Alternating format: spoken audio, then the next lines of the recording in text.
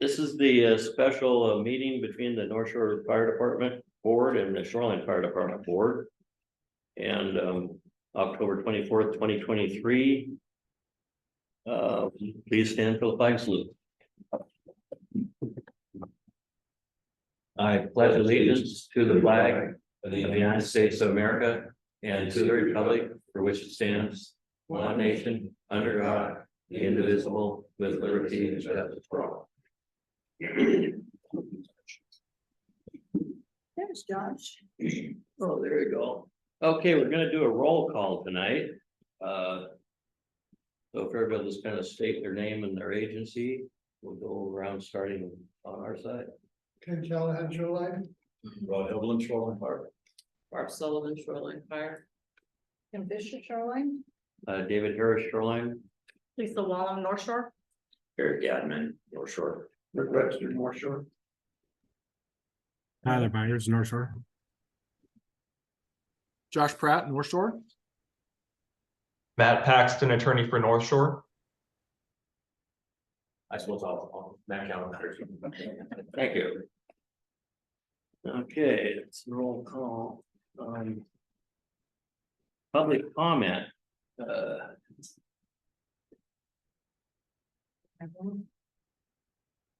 Is Doug's not here? No, but well, that's actually Stacy. So no Public. Okay, tonight, we're gonna have the 2024 budget discussion. And I'm gonna turn it over to Chief Cowan. Okay, so I'm gonna share this with you.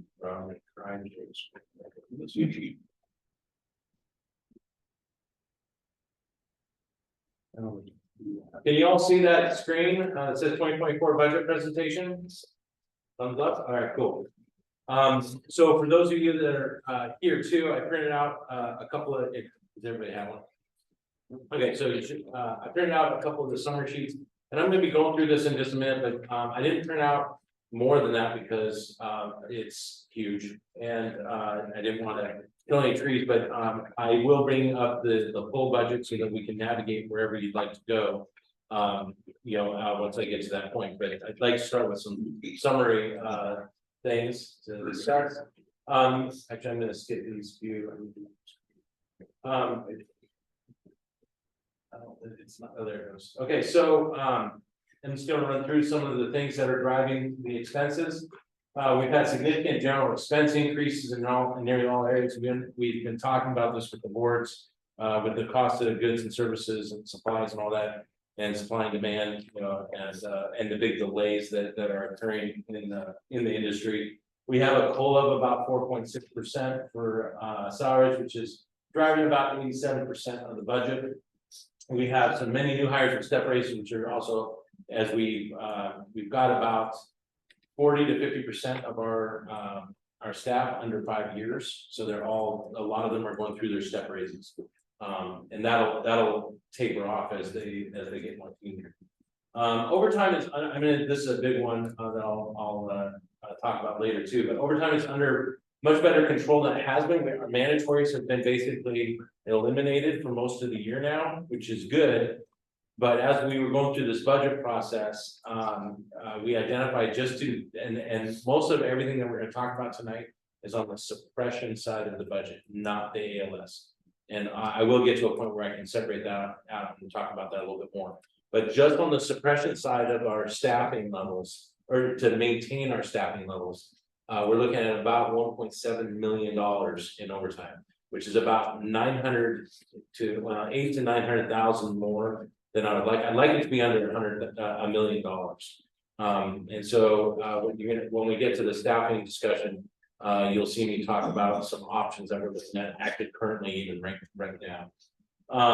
And actually, it's the next bullet. Adding new firefighters. Our number is not determined yet, but it could be as possibly up to 12. And we have 3 new hires that are in the process and online for starting the January Academy. We just finished up our lateral firefighter advertising, and we had 34 people apply, which was awesome. But we're going through to figure out, you know, what that all looks like, and then we'll be interviewing and figuring out who out of those that, you know, that we would want to hire, the elites or the awesome people, however you want to, you know, term it. And that will drive a lot of our opportunities for how many hires we're gonna have for next year, so. We're adding one new firefighter EMT to MIH, an additional admin administrative position, mostly to focus on HR and our new DEI committee. Adding funds, actually, I shouldn't have just said one funds, because it's actually funds for both a part-time social media coordinator and data analyst. We have not figured out exactly what we're going to do here. We don't believe we have a full-time position potentially, or at least for the data analyst. Maybe for the social media coordinator, as we look at improving our outreach to the community and for hiring and so forth. But the problem is finding that person, and if that is a hire or if it's a consulting with a company out there or partnering with another fire department. And so we're evaluating our options right now, but I put money aside. It's only $40,000 in each of these positions for next year, as at least as a placeholder. You know, we have to do some work in these areas. We just don't know what that looks like quite yet. Adding a support services position, we're evaluating the work level, and this was a pretty big topic at our leadership retreat to discuss, you know, how are we going to get better support for our support services division.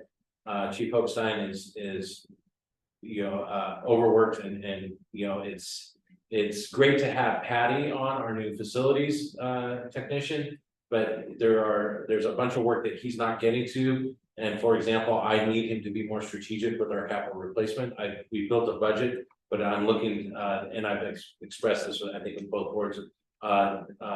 There's a binder that North Shore has that has all the, and I want to do something like that for the entire department. And we have a budget that helps us with the financial piece, but doesn't work for the logistical piece. So that's just one example of being more strategic.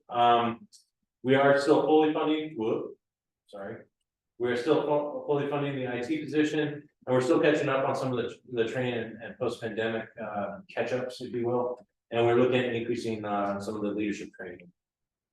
On the revenue side, and if you guys have any questions about any of this, just please stop me, because I'm going to go through this fairly quickly, and then we'll get to some of the other. Is IT a drawing employee now, or still a contract? Still a contract with Norcom for now. That's something that we'll reevaluate depending on what happens with BOC and or our needs, you know, internally. Right now, it's the most efficient way to spend the money, and we get to tap into the other IT positions at Norcom. So, for example, Zeb's a level 2, but we can also tap into Nathan, who's a level 3, you know, at Norcom, and use them for some of the like server work, you know, the installation and switching over servers and things like that.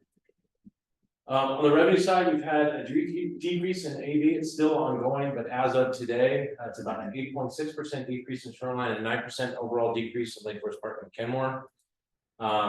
This isn't that much of a surprise. I was hoping it was going to be a little bit less than that, but you know, it is what it is. Due to these decreases, and our current operational equivalent leverage will increase from about $1.11 to about $1.28, and this is just the Shoreline piece. I've not worked on the North Shore piece because there's a lot of moving parts to the North Shore side still, so I haven't been able to do those computations. But that will be, I mean, and I'll come back to you all with an updated comparison as to where we started and where we're ending. We are expecting overall expenses to increase by about 8% and revenues to increase about the same, about 8.3%.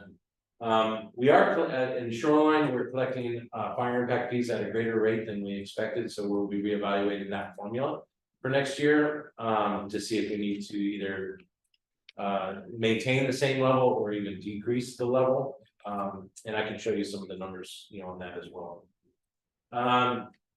And we continue with improving some of the different levels of service improvements, administration, operations, support services, and training. This is just a graph of the Shoreline side of assessed valuation. Again, a dip here as we've gone into 2024. Put an asterisk there just because it's a moving target right now, and it will be for the next few weeks, maybe even a month. as the county continues to refine, you know, all their numbers and everything. This is our equivalent levy rate, and I put trend lines in this just to kind of show the average. It's a linear trend line. And again, we uptick here because of the decrease in AV. This is our current organizational chart. However, as if the budget is presented, is approved, there are the additional positions I was talking about. I will be modifying this, you know, for end of year. This is our, kind of hard to see the top. This is our current staffing model again, just on the suppression side. This is our current minimum staffing level here, 26 during the day. This is and this is in your sheets here. I printed out that as it sits today, and there again, there's still some unknowns and some question marks and everything that we'll be refining over the next couple of weeks. But this is as it sits today, where we're at with the revenue. This page is the revenue, which is the second page. Second page in the handout. And expenses. And that's it. Any questions about what I've done so far, or what I've showed you so far? Okay, so now.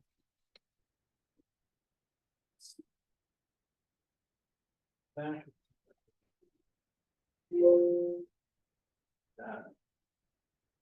We need this.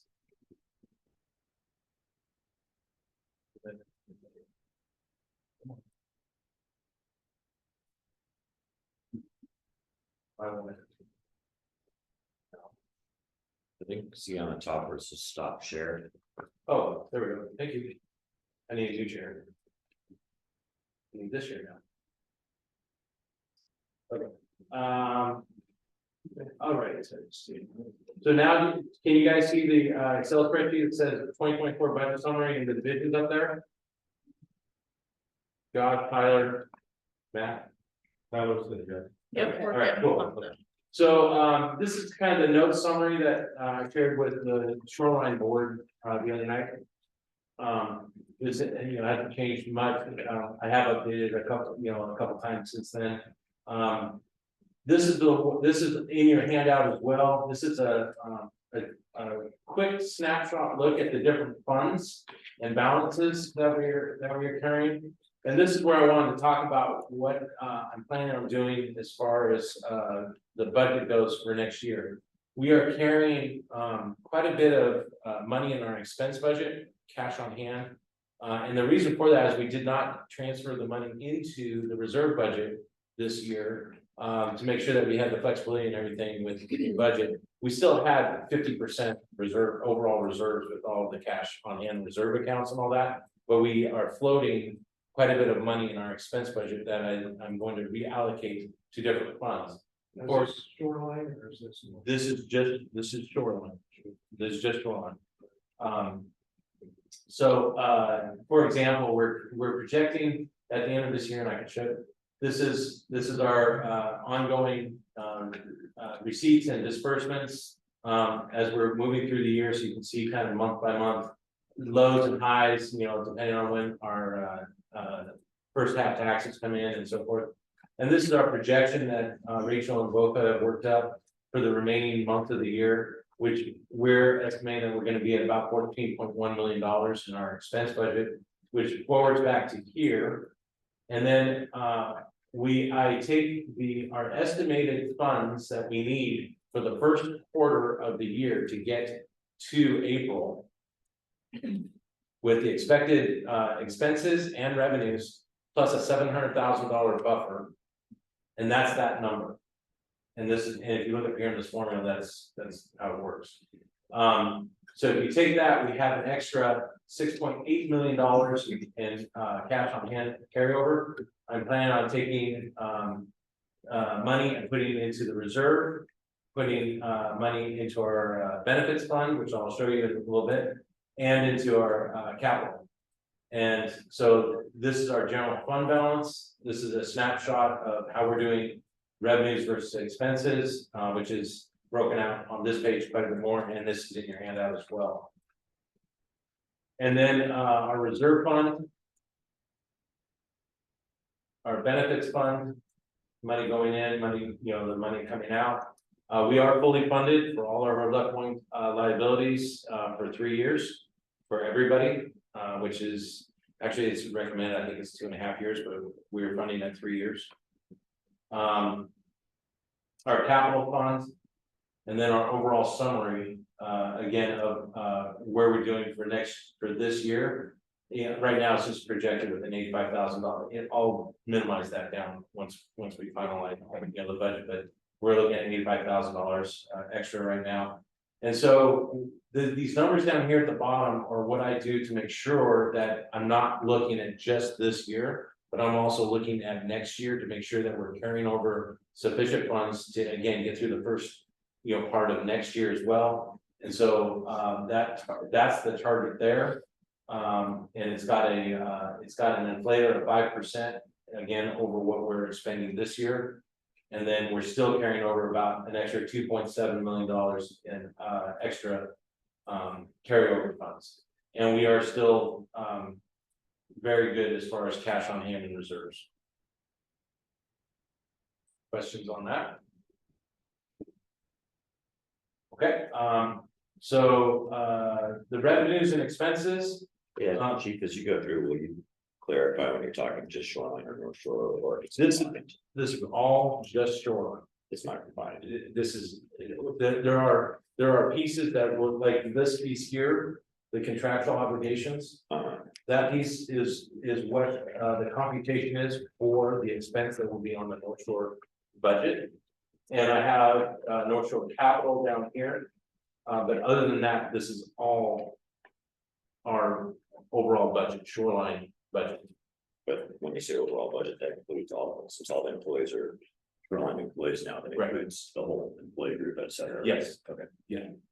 But it is kind of complicated, because it does mix. I can show where we're at with a draft North Shore budget as well. It's much shorter and simpler because there's a big line item that says contract to shoreline for $11.9 million.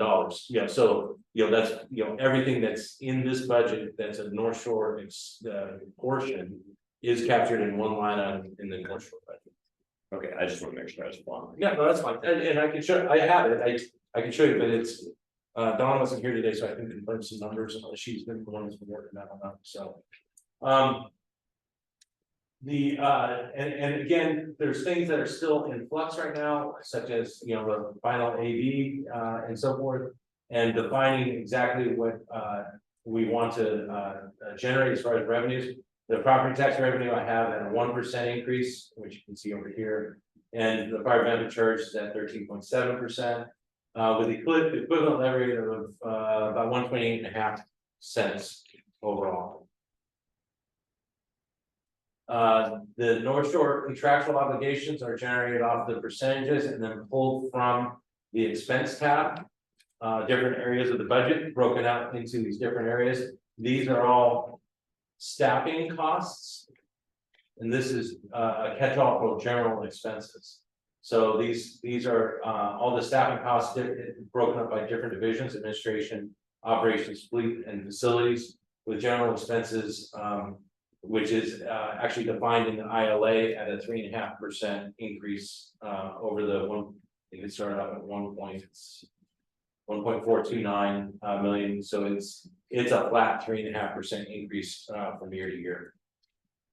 I will share with you that we will need to look at this. It's in the contract that we will be reevaluating to make sure that the percentage increase is consistent with inflation, and it is absolutely not. So, but it's not open for reevaluation until 2025 or 6. I can look it up. So, okay, Just for that particular category. just for that category. These are the other revenues that we're generating. This is a carryover from up above, and then North Shore contribution. We are contributing about $392,000 towards our ALS overhead from the King County EMS levy. This is our BLS allocation from King County EMS levy. BLS transports our permits through the fire marshal's office. What we charge for plans review. Here's the contracts that we have. We need to reevaluate and establish one with the DOT. I left the sound transit blank right now, although I believe that there probably will be some more that I will be charging in 2024. It'll be close. We might be done, at the end of this year. So I left it blank for now. This deployments is in and out. It's $170,000 in revenue. It's also $170,000 in the expense. GMT, and then other investment, miscellaneous revenues. Total revenue is about 36.8 million. And you can see our expenses here at 36.7. So we, right now we're showing 85,000 extra. So, and the big question is, and I'll show it at the bottom here, is the interfund transfers that I was mentioning. I've got them right now, all but the MIH fund is all zero right now because I'm planning to taking it out of the carryover, the cash on hand. So it will not impact our annual budget for next year. Still with me? Okay. So this is the expense budget, and we can navigate wherever you guys want to, in there if you have any questions about it. This is our capital budget. It's about 1.3 million. This is North Shore's capital budget, which is, there's a lot of question marks in here. I will talk briefly about the ALS. ALS budget is in and out, meaning we bill and we transfer money in and out with the county. It is a completely separate budget, and we have hardly any input or adjustments in that. It is dictated to us with an allocation from King County. And right now, our expenses are about 11.5 million, with revenue coming in at about 10.2 million. And there's even its own ALS capital fund, for equipment, apparatus. It looks like we're going to be buying 2 units next year, which is probably why our expenses are higher than our revenues. They track those replacement cycles. Okay. MIH fund. I mentioned earlier that we're going to be adding another person. We billed North Shore last year for 106,000 because it was outside of the budget. I need to figure out how I want to do that, or if I want to put it inside the expense budget or not. I like keeping the MIH separate so we know exactly what's being costed out, and I'm expecting that by the end of next year, as we look at reauthorizing the King County EMS levy, one of the highest priorities is to put more money into the MIH programs across the county. So I'm actually hoping that we can get fully funded. So what is for this? MIH, Mobile Integrated Health. It's our social workers. Yeah, and we have a firefighter in there too. And so they go in and do low acuity call, the non-critical calls, and more of the social aspect of things. So you're adding, and they remove 911 calls, and so it's actually really great for the level of care that we're providing, but it also reduces the amount of calls that the on-duty staff have to go. so are you adding ones so they can like respond simultaneously type of thing? Yes, so we're gonna add, we have 2 social workers and a firefighter right now. We're gonna add a firefighter so that there can be 2 units and they can double up, and one can be doing referrals and one can be doing interventions or responses or whatever, and that it'll be Monday through Friday, and Tuesday through Thursday they'll be doubled up. So it'll be Monday through Thursday with one unit, and Tuesday through Friday for the other. So 3 days out of the week will be doubled up and be able to do more work. But no coverage on the weekend. No coverage on the weekend. They're fine. When we actually introduced this, I was actually looking to try and expand it to 7 days a week. And after talking with Annie, there's not as much work going on from the referral side, at least on the weekends.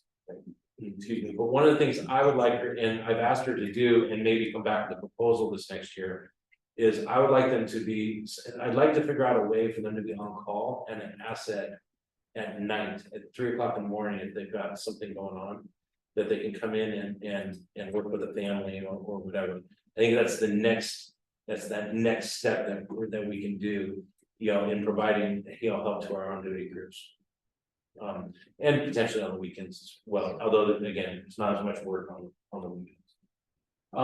This is our benefits fund, which tracks our left one obligated liabilities, cash outs and so forth.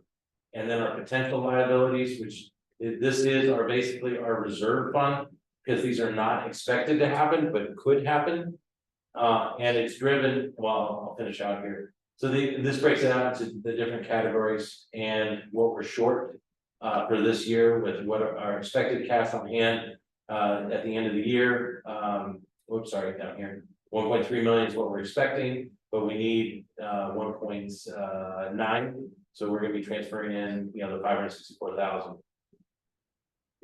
We use an actuarial charts and so forth. I should probably, oops. Okay, sorry, that's personal information. Sorry, so this tracks different people and our level of obligations. The good news for us is that we have all but 2 people covered on long-term care, so it minimizes our obligations, except, oh damn, I did it again. Okay. So I'm just gonna move off that one. So we only, our big obligations are with 2 people that we have from a left one standpoint. And that's my 27-minute snapshot and quick summary of the different tabs and different areas of the budget. Now I'd like to go wherever you guys would like to go, or if you have questions or anything that you'd like to review or discuss, in any of these areas. One question occurred to me. Okay. I knew somebody would break the. Well, I was waiting, I was being polite, like, let Eric go first. Thank you. You mentioned that the ALS allocation for King County is not as much as the expense. So what happens with that delta, that difference? There's reserves there that cover from, like, I'm guessing that the reason why our expenses are higher this next year than revenues is because we have the 2 Medicaid units that are coming out, the 580,000. So it's a bigger hit next year in our overall expenses. And so there's reserves that fluctuate. They meter this out. So it's not that the suppression side is subsidizing the ALS side. Not typically. Sometimes the county is really, really slow. And with the reimbursement, literally taking months to give us reimbursement. And there's not much money in our expense fund, on an ongoing basis. And so there are times when the suppression side has to float the money as we're waiting for reimbursements from King County. They, knock on wood, they have been better over the last year or 2, but there's been definitely years where we floated for 3 or 4 months. Okay, it sounds like it's just a short-term issue. It is. So, and it's part of the EMS levy. So the allocation is defined by unit. The money we receive is mostly on a per unit basis. So we have 3 units. They have a formula that says that's however much per unit, and that's the money that we get. And so so Redmond would be in the same boat there at 3 unit, but W's at 4 units, so they get a little bit more, and so forth.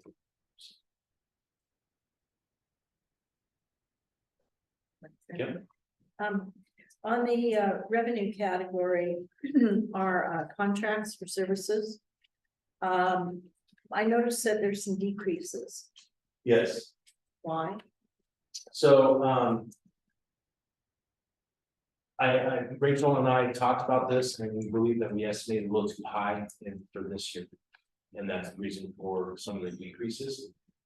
Most of these contracts are tied to AD, which is going down. Oh. However, it's also tied to our equivalent levy rates as well. So we will be able to recover some, maybe not all of the decreased AV, depending on the funding formula for it. We're trying to get to a point, we can never get work with bandwidth to do it. I want all the contracts to be almost the same, not identical.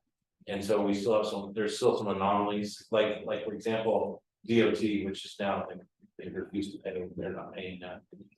We need to, it's for the building down here in Westminster. Yeah. So it's, So it's things like that we need to take a look at. Okay. You know, actually, and this is a good point to, this is one thing that I've mentioned to the North Shore Board as well. Is that we should be looking at, what we want to charge for the equipment for the lodge and so forth, the properties, in South Kenmore. Because they're not paying their share either. Should put on the radar. Okay. Good, nice backup though. Any other areas that you guys would like to look at? It's 1,800 lines of expense. I was there, I've seen them. Well, yeah, actually, thank you, I meant to actually thank you guys, for Rod and Kim especially for attending all of our financial, that last one was what, 9 hours? And Lisa was there for part of it too. Last one was 9 hours, that was a little brutal, but you get to see a lot of the genesis of how we come up with the numbers and what we debate and all that, so. That's why I like having you guys there, so you guys can see. A little bit more of an understanding. Yeah, you get to see behind the curtains a little bit. Are we assuming the natural budget? I can bring it up, it's not complete, Yeah. whoops, it's right there. So, I was looking at today, so this should be. So this is. The North Shore. Now, please understand that there's a lot of moving parts still with the North Shore budget, and I need to get with Dawn to confirm some of these numbers. But, this is what she had, put in there, for the North Shore budget. You sending that to us? I would like to, update it first, this is not updated, and tonight we're focusing on the shoreline side, so I had to be a little bit careful about staying on task. Sorry. But I can send you this, I'll send you this right now, just please understand it. Start, yeah. It's not, I have not spent much time on it, I still got a couple weeks on that. So, So just the categories we need to go on. yeah, and actually that is a good question, because there's gonna be things like how many conferences do you wanna go to? Do you wanna fully, like, for example, I'll show you, for the shoreline budget, not that I expect them to, use it all, but in the legislative budget,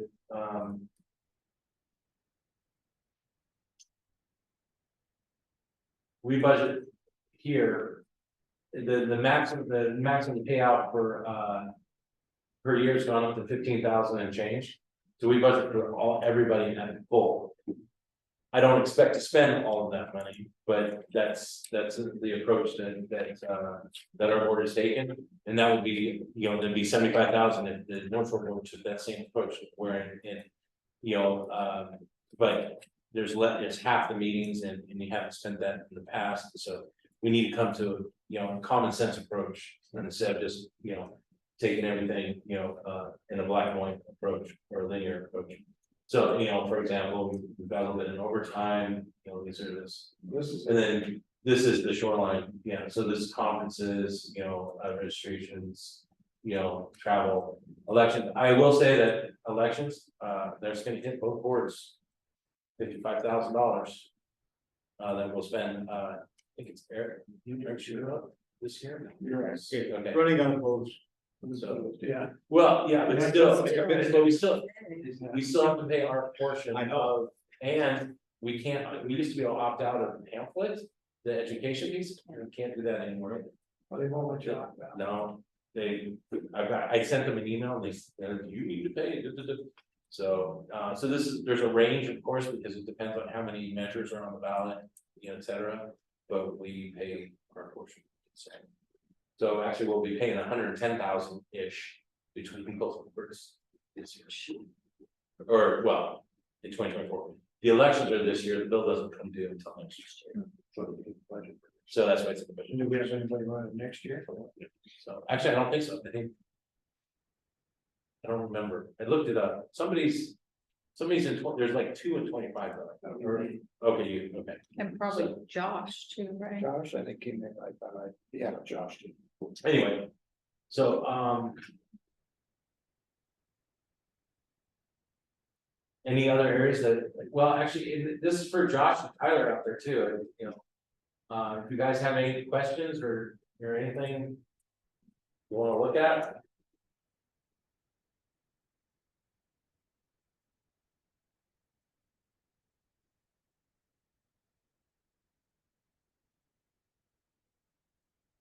Wow, I went through that really quickly too.